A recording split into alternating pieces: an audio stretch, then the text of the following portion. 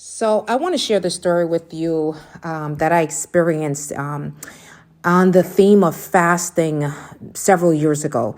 I'm sharing it because I think it'll be beneficial whether you're a beginner at fasting or you're a seasoned person at fasting or you're somewhere in between. I think it'll be beneficial to you. So several years ago, just before Christmas, the Christmas holiday, God told me to fast over a particular weekend. Now, that's not a problem for me. Fasting, I do that on a regular basis. So I said, okay, God, I sensed in my spirit that he wanted me to fast to position me for something that was coming up. So he was positioning me to fast for preparation. About 2 days before the weekend, I noticed that the weekend that God was asking me to fast would be during a Christmas luncheon that I had already been scheduled to attend, right?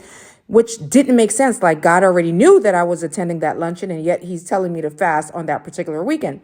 So why would God ask me to fast on a weekend where he knew that I would be at an event where the main purpose of the event was to what? Eat meals as a celebration with others.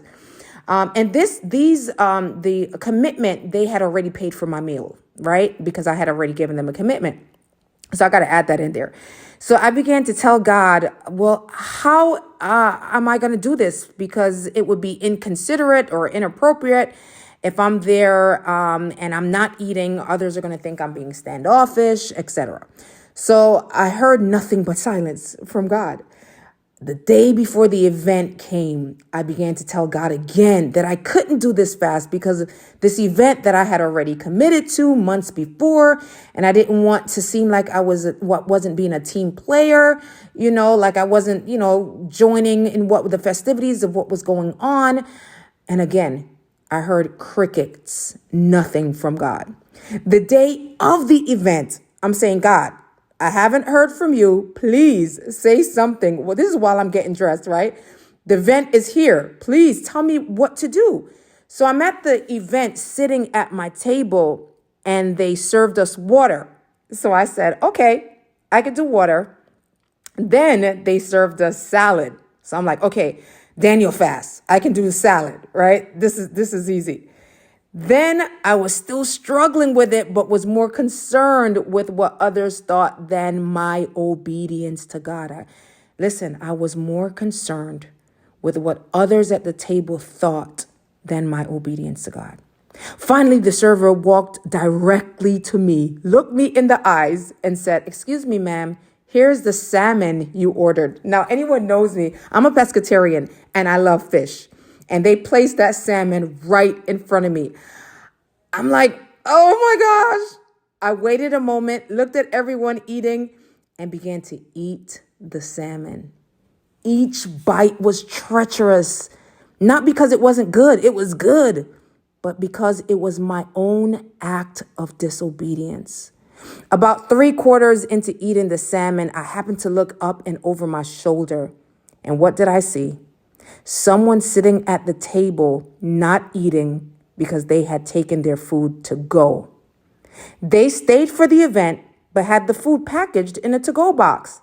I said, oh my goodness, I could have done the same thing. I'm like, Lord.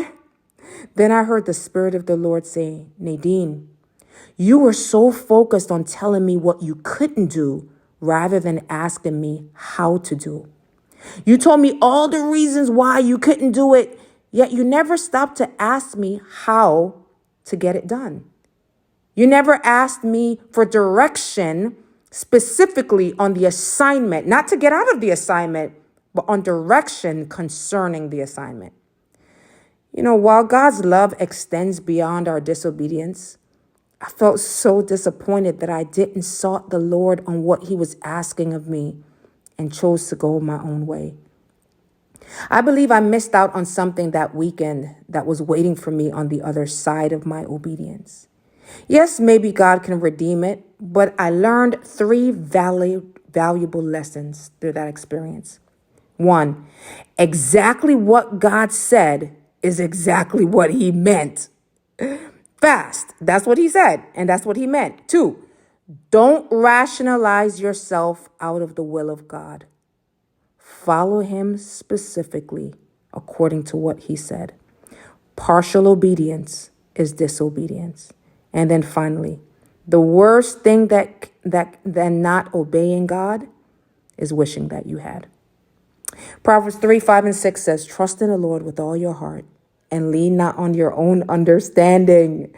In all your ways, acknowledge him, and he will direct your path. I hope this is beneficial to someone when you're walking in obedience to God. I hope this serves you. If we're not going to be obedient to God while we're fasting, then why are we fasting? That's all part of the process, right? Anyway, I hope this was a blessing to you. All right. Bye-bye.